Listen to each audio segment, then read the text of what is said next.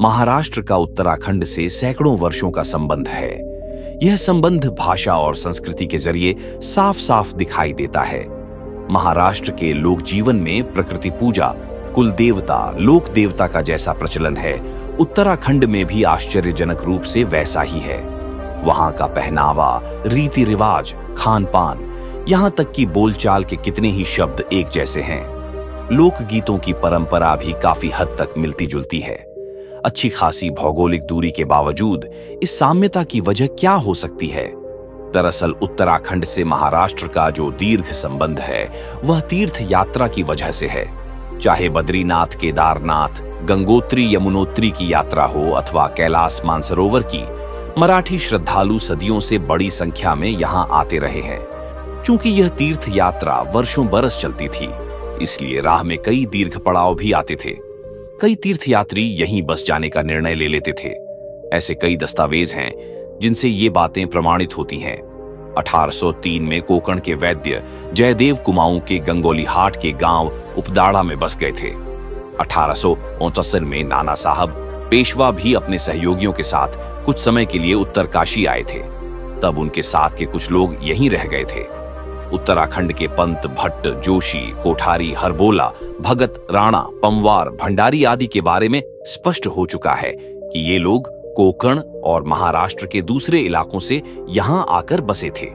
इस बात का भी ऐतिहासिक प्रमाण है कि जब पानीपत के तीसरे युद्ध 1700 से केकसरे में मराठों की हार के बाद उनकी सेना छिन्न भिन्न हो गई थी, उस दौरान बहुत से मराठियों ने उत्तराखंड की ओर रुख किया।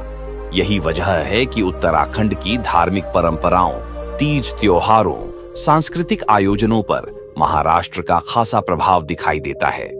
आजाद भारत के पहले गृह मंत्री गोविंद वल्लभ पंत ने अपनी आत्मकथा में लिखा है कि वह मूल रूप से अल्मोड़ा जिले के खूंट गांव के निवासी थे, लेकिन उनके पूर्वज महाराष्ट्र कोकण से यहां आए थे।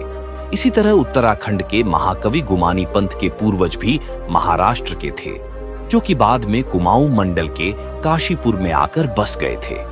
दिवंगत कवि कथाकार पूर्ण मनराल की शोध कृति उत्तराखंड की बोलियों में मराठी शब्दों का बाहुल्य में ऐसी कितनी ही दिलचस्प जानकारियां प्रकाशित हैं। ये संबंध उत्तराखंड के कुमाऊं क्षेत्र के पिथौरागढ़ जिले तक विस्तारित है, जहां गढ़वाल से होने वाले प्रवासों ने स्थानीय संस्कृति पर महत्वपूर्ण प्रभाव डाला है। गढ़वाल से आए लोग न केवल अपनी सांस्कृतिक और धार्मिक परंपराएं साथ लाए, बल्कि उन्होंने स्थानीय रीति रिवाजों और समाज में भी बदलाव लाए। इस प्रवास के कारण पिथौरागढ़ जिले की संस्कृति में गढ़वाली प्रभाव स्पष्ट रूप से देखा जा सकता है, जिसमें पहनावा, भाषा और तीज त्योहारों में समानताएं शामिल हैं। इस प्रकार गढ़वाल और कुमाऊं के बीच सांस्कृतिक आदान प्रदान ने पूरे उत्तराखंड की सांस्कृतिक विविधता को समृद्ध किया है। उत्तराखंड राज्य के कुमाऊं में जनपद पिथौरागढ़ से लगभग 2 किमी की दूरी पर केदार पुनेड़ी नामक गांव स्थित है। यह गांव पिथौरागढ़ में स्वरोजगार और सैन्य बाहुल्य क्षेत्र होने की वजह से प्रसिद्ध है। इस गांव के भूमिया के रूप में जहां भगवान शिव मौजूद हैं, तो वही इष्ट देव गोरिल तथा देवी भवानी स्थित हैं। 18वीं सदी में भानदेव जी ने इन मंदिरों का निर्माण अपनी भूमि पर किया। भानदेव जी ने गोरिल देव को गांव की सबसे उच्च चोटी पर स्थापित कर गोलदियो नाम दिया और भगवान शिव केदार के भूमिया के रूप में स्थापित कर गांव को केदार पुनेड़ी नाम दिया। भानदेव जी इन सभी मंदिरों के पुजारी भी थे। उनके बाद नकुल देव, फिर उनके पुत्र टीकाराम पुनेड़ा जी पुजारी थे। गोरखों ने 1791 में अमर सिंह थापा, हसीतदल, चौथरिया तथा रणजोर थापा के नेतृत्व में गढ़वाल पर आक्रमण किया। इस भीषण युद्ध में गढ़वाल के राजा प्रद्युमन शाह की मृत्यु हो गई। गोरखा सेना ने श्रीनगर की संधि का उल्लंघन करते हुए गढ़वाल राज्य में उपद्रव करना शुरू कर दिया। गोरखा सेना गढ़वाल में लूटमार और आतंक फैलाने लगी। गोरखा सेना की लूटमार से गढ़वाली लोगों का जीवन बहुत ही कष्टप्रद हो गया। सन 1795 से 1803 ई की अवधि में गढ़वाल राज्य अकाल और भूकंप जैसे प्राकृतिक प्रकोपों का शिकार हो गया और जनमानस इनके अत्याचारों से परेशान होकर पलायन करने लगे। तो 18वीं सदी में भानदेव नामक व्यक्ति गढ़वाल के रुद्रप्रयाग जिले से पलायन कर पिथौरागढ़ आ पहुंचे। यहां पर सीमांत से 2 किमी की दूरी पर केदार पुनेड़ी आ बसे।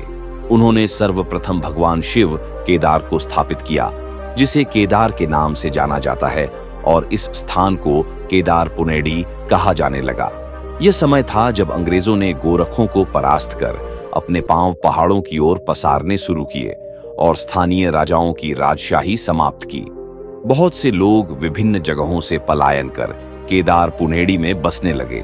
चूंकि नकुल देव केदार पुनेड़ी के तत्कालीन मुखिया थे, उन्होंने अपनी जमीन पर पलायन कर आए लोगों को शरण दी। जानकारी के अनुसार 1880 में शरणार्थियों में सर्वप्रथम ठुमर देव, प्रेम बल्लभ और जयदेव थे। अंग्रेजी काल में काबिले के मुखिया को प्रधान की संज्ञा दी जाती थी। उस समय नकुल देव के पास लगभग 120 नाली भूमि हुआ करती थी। उन्होंने पलायन कर गांव में आए नए लोगों को उनके जीवन यापन के लिए भूमि भी दी और उनकी जिम्मेदारियों से भी उन्हें अवगत कराया। केदार पुनेड़ी में उपजाऊ भूमि होने से यहाँ साग सब्जी और अनाज पर्याप्त मात्रा में होने लगा, और जैसे गांव में लोग भी बढ़ने लगे, उन्होंने दूध सब्जी उत्पादन को दैनिक भरण पोषण और व्यवसाय हेतु प्रमुखता दी। नकुल देव जी के 4 पुत्र हुए, बुद्धि बल्लभ, चंद्रदेव और टीकाराम पुनेड़ा। टीकाराम सबसे छोटे थे, किंतु बहुत बुद्धिमान व्यक्ति थे। टीकाराम पुनेड़ा तत्कालीन प्रधान ने गांव के ही चमत्तरतोक में साधुओं के लिए कुटियाओं का निर्माण करवाया तथा 1920 के लगभग पंचायत भवन का भी निर्माण करवाया। 1920 से वर्तमान तक पंचायत नियमित चली आ रही है। टीकाराम की 2 पुत्रियाओं तथा 3 पुत्र केशव दत्त, दामोदर और तारा दत्त हुए।